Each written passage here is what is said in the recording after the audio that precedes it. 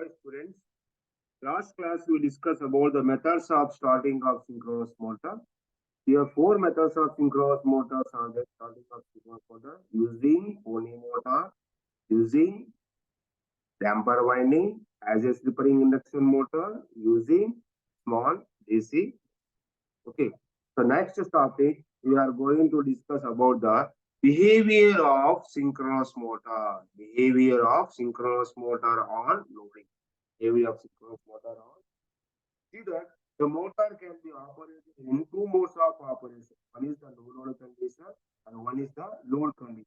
So in this class, we are going to study about the behavior of synchronous motor under no load condition. First one, see that. So whether it is a DC motor, so whether it is a DC motor or whether it is a DC motor or an induction motor is loaded, the speed of the motor will be dropped. The speed of the motor will be reduced. The speed of the motor drops. So why? Because here this is because of torque. It is because of the load torque demand will be increases. The load torque here, the load torque demand increases, then the torque produced by the motor or produced by the motor.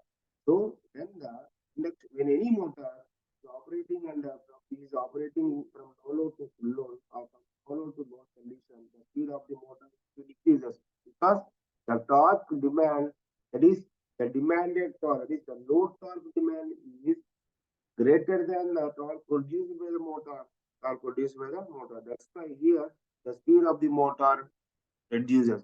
To achieve the same, to regain the same torque, to regain the torque or to regain the same speed here, the motor drags the high amount of current. Motor drags the high amount of current is satisfy the torque. Satisfy the torque. In case of synchronous motor, so hence the motor draws more current to produce more torque to satisfy the load. Okay, in case of synchronous motor, speed is always constant. In case of synchronous motor, speed is always constant. So it does not depend on the load condition. Either it is a no load condition or load condition, full load condition. So here the speed is always constant. It is irrespective of the load condition. The speed is always constant. It is irrespective of the load condition. Okay, so that's why here synchronous motor is always having the constant speed. Always having the constant speed. So it is a very interesting thing how we achieve the constant speed in a synchronous motor, either no load condition or load condition.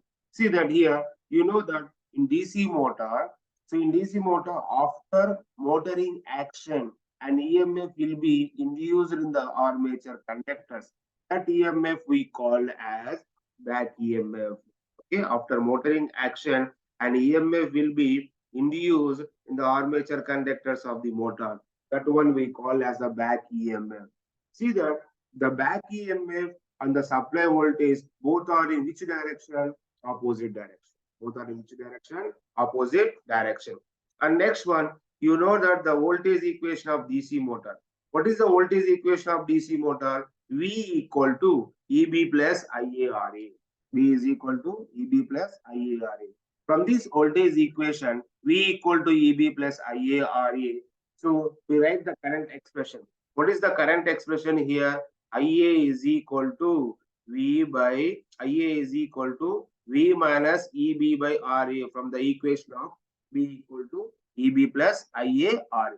And you know that back EMF expression EB is equal to pi Z NP by 60A. EB is equal to pi Z NP by 60A. In this expression, number of poles are constant, number of conductors are constant, 60 is the numerical value, A is the number of parallel paths. This one is also constant. And next one, finally, back EMF is proportional to two things. What are those two things? Back EMF is proportional to two things. What are those two things? One is speed and one is the flux. One is speed and one is the flux. See that back EMF EB is proportional to flux. EB is proportional to flux and speed. EB is proportional to flux and speed. So in the motoring action, in the motor, either it is a DC motor or synchronous motor. See that in synchronous motor, which should be the constant? Speed is always constant. Speed is always constant. So finally, we are getting the relation between the back EMF and flux only. Back EMF is proportional to flux. Back EMF is proportional to flux. And next one, see that back EMF is always opposes the supply voltage. It always opposes the supply voltage. Okay. It never adds or support, it never given the support to the supply voltage. It always opposes the supply voltage. That is the back EMF we studied in the synchronous motor. Coming to point of alternator, coming to point of synchronous motor. Alternator is nothing but AC generator. Synchronous motor is nothing but the AC motor operating running at constant speed. See that in the alternator, so you know that the EMF equation, induced EMF per phase 4.44 kp kd pi f kph. We studied this expression in the first unit of the alternators. First unit of the alternators. Induced EMF per phase is equal to 4.44 kp kd pi f kph. From this expression, so that is the induced EMF in the synchronous alternator, synchronous generator. Same expression acts as a back EMF in the synchronous motor. The same expression. The expression which we studied, see that? The expression which we studied in the alternator, induced EMF per phase. So that can be back EMF in the synchronous motor. That can be back EMF in the synchronous motor. What is the expression of back EMF in the synchronous motor? 4.44 kp kd pi f kph. Here also turns per phase constant, frequency is constant, kc and kd is constant, 4.44 constant. So finally, what is the relation between the back EMF per phase and flux? Both are directly proportional. Both are directly proportional. The relationship between the back EMF and flux is both are directly proportional.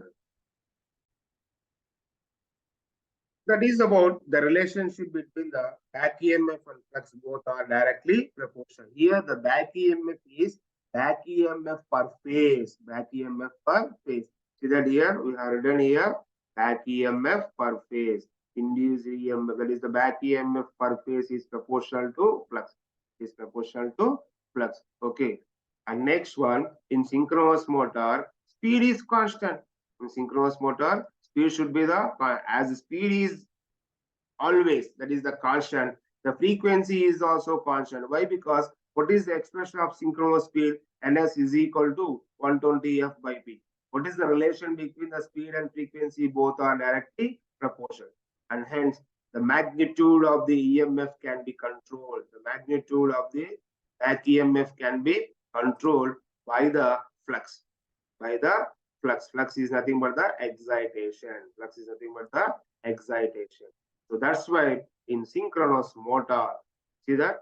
That's why in synchronous motor, back EMF depends on the excitation. Back EMF depends on the excitation. See that here? Back EMF depends on the excitation. Excitation is given to the which winding? Field winding. It never depends upon the speed. It never depends upon the speed. That is about the relationship between the back EMF and flux. See that? Here, generally, from the speed equation of the motors, N is proportional to back EMF by flux. From that, EB is proportional to N phi. So N is constant. Finally, we get the relation. Back EMF is proportional to flux in the DC motor. Back EMF per phase is proportional to flux in the synchronous motor. Synchronous motor. And next one, you know that here the stator having the armature winding. The type of armature winding is the three-phase connection. And next one here, we are studying about the which type of motor? Synchronous motor. The synchronous motor having the impedance of the armature, ZS. So that ZS is equal to RA plus JXS. ZS is equal to RA plus JXS. It is the synchronous impedance of the motor. Synchronous impedance of the synchronous motor. And next one, see that what is the voltage equation of DC motor? We study V equal to EB plus IA RS. Same as the voltage equation of synchronous motor is EB Here V phase is equal to EB phase plus IA plus ZS.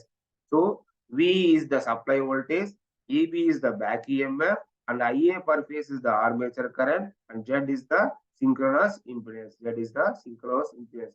From this expression, we are writing the current equation of synchronous motor. So IA per phase is equal to V phase minus of EB phase divided by Z. EA phase, E phase minus of EB phase divided by ZS. So here voltage per phase value, back EMF per phase value, armature current is also per phase value. So this is about, we are studying some basic information about the synchronous motor under no load condition. What is the equation of voltage equation? So what is the relationship between the back EMF flux, back EMF and flux? Next one. Coming to next topic, ideal condition on no load. Ideal condition on no load. Ideal condition on no load. Ideal condition on no load. Ideal condition on no load. What is the meaning of ideal condition? We studied the transformer, ideal transformer. What is the condition of ideal condition? We are neglecting the resistance. We are neglecting the reactances. So like that. Under ideal, so ideal condition is nothing but we are neglecting the losses. We are neglecting the losses. What is the main condition for the ideal condition? We are neglecting the losses. What is? We are neglecting the various losses.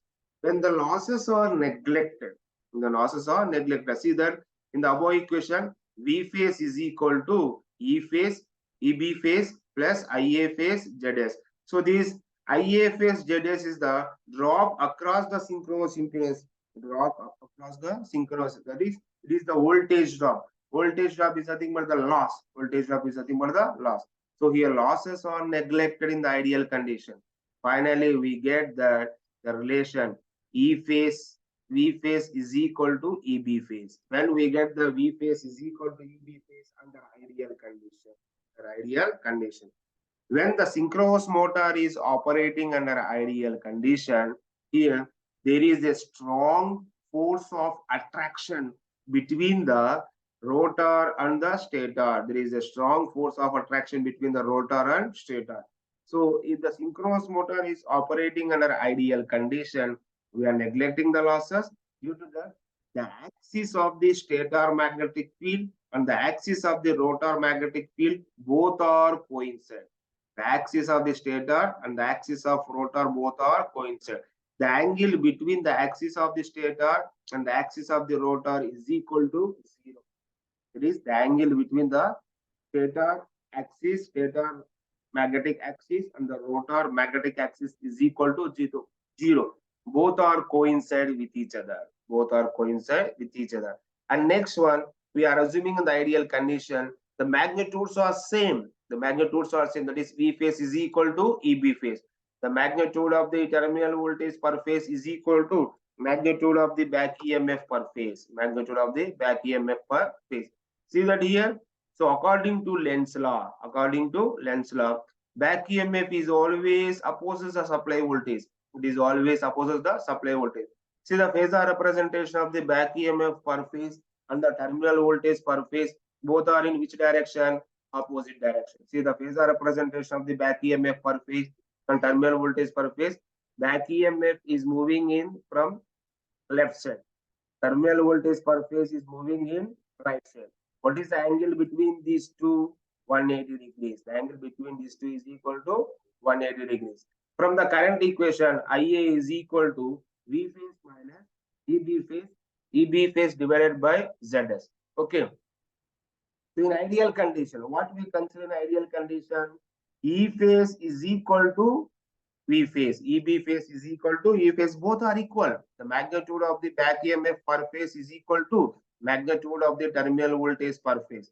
So both are equal means the difference is equal to 0. When the difference is equal to 0, the armature current is equal to 0. The armature current is equal to 0. It is hence IA is equal to 0 under no losses condition. So when IA is equal to means there is no losses. IA is equal to 0 means there is no losses. Practically, whether Whether any machine can be operating under normal condition, losses does not equal to zero. Losses does not equal to zero. Here, it is impossible under no load condition also. Here, motor has some losses. What kind of losses here? Mechanical losses and iron losses. Mechanical losses and iron losses along with the small copper loss. Along with small, practically, losses are zero under ideal condition is not impossible. The compulsory small amount of losses are existing, mechanical losses, iron losses, and copper losses. Here we are producing certain torque to overcome the losses. Here to produce torque to overcome these losses, In that case, motor lacks a certain amount of current from the supply main, certain amount of current that certain amount of current from the certain supply mains. So that is about here. Under no load condition, the losses are not equal to zero. The compulsory certain amount of losses are existing. So ideal condition is not possible. Ideal condition is not possible. That is about here. We studied about the synchronous motor operating under no load. See that the last topic we discussed here. Behavior of synchronous motor. Behavior of synchronous motor on loading. And the next topic is synchronous motor on synchronous motor on no load. Synchronous motor on no load with losses.